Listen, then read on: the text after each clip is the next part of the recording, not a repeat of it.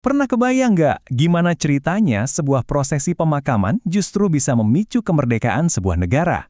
Nah, hari ini kita akan telusuri kisah tragedi Santa Cruz, sebuah peristiwa yang meskipun tragis jadi salah satu titik penting yang melahirkan negara Timor Leste. Coba bayangin deh suasananya. Di tengah-tengah prosesi pemakaman yang seharusnya hikmat dan penuh duka, tiba-tiba teriakan "Keluar Indonesia! Viva Timor Leste!" mulai menggema. Nah, teriakan-teriakan inilah yang mengubah segalanya hari itu. Dari sebuah acara duka, jadi sebuah protes yang berapi-api. Oke, kita catat tanggalnya. 12 November 1991. Lokasinya di Dili, yang waktu itu masih jadi bagian dari Timur Timur. Awalnya, ini adalah prosesi pemakaman untuk seorang aktivis yang tewas. Tapi acara ini akan segera berubah menjadi momen yang sangat menentukan bagi masa depan sebuah bangsa. Yuk kita lihat lebih dekat apa yang sebenarnya terjadi hari itu.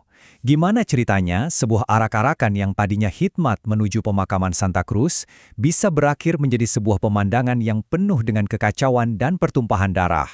Jadi, gimana runutannya? Semua berawal dari ribuan orang yang berkumpul untuk mengenang Sebastião Gomes. Tapi, seiring berjalannya arak-arakan, massa yang ikut makin banyak. Bendera pro kemerdekaan Fretilin mulai dikibarkan, dan semangat perlawanan pun tersulut.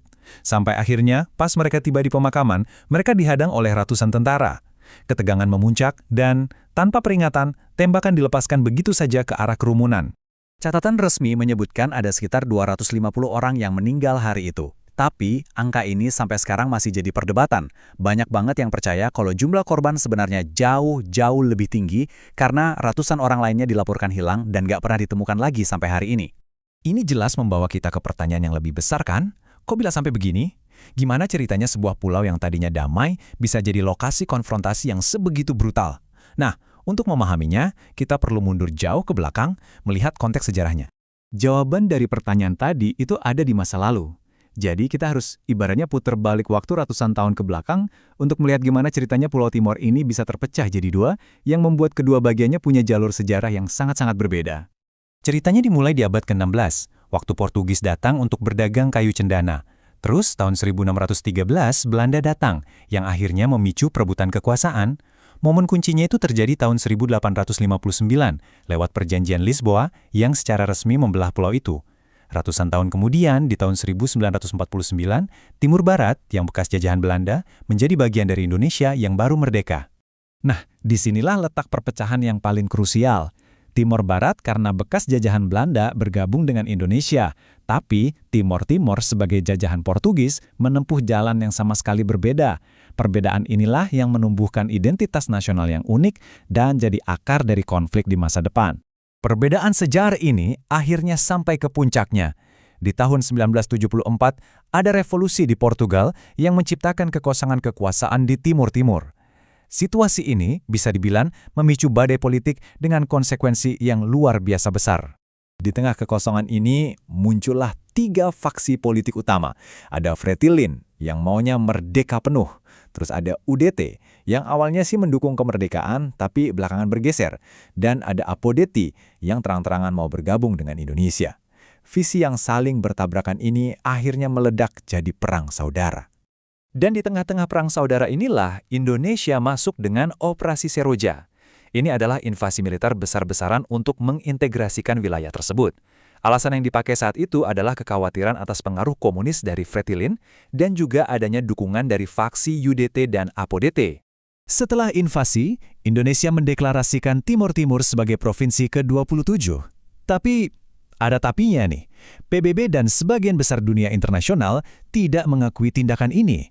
Bagi mereka, ini bukan integrasi yang sah, melainkan sebuah pendudukan. Selama bertahun-tahun, pendudukan ini berlangsung tanpa banyak sorotan dunia. Tapi, tragedi Santa Cruz mengubah semua itu. Peristiwa ini nggak bisa lagi disembunyikan. Dan inilah momen saat ceritanya menjadi isu global. Selama bertahun-tahun, apa yang terjadi di Timor Timur itu seperti terisolasi dari dunia luar. Semuanya berubah berkat satu orang, seorang jurnalis Inggris bernama Max Stahl. Kebetulan dia ada di lokasi kejadian, dan secara diam-diam merekam seluruh pembantaian itu. Rekaman video dari Stahl ini kemudian diolah jadi film dokumenter berjudul Cold Blood.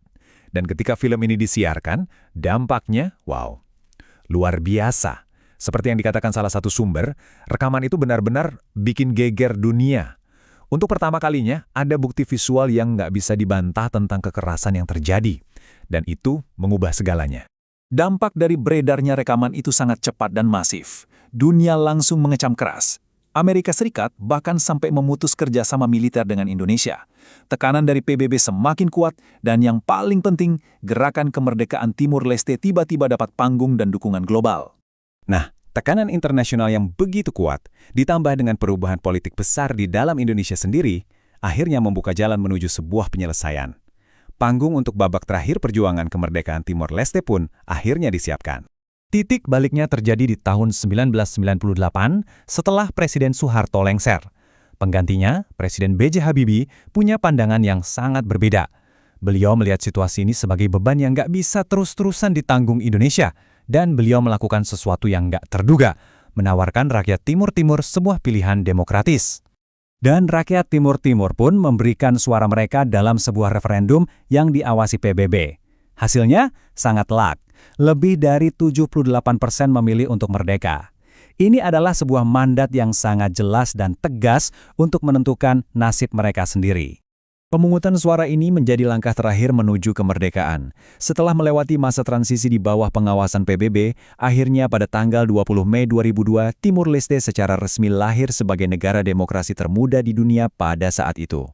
Kisah ini berakhir dengan kemerdekaan, sebuah kemenangan yang diperjuangkan dengan sangat keras. Tapi, ini meninggalkan kita dengan sebuah pertanyaan untuk direnungkan. Kemerdekaan sebuah bangsa memang telah diraih, tapi berapa harga yang harus dibayar untuk sebuah kenangan? Ini jadi pengingat akan pengorbanan yang luar biasa di balik lahirnya sebuah negara.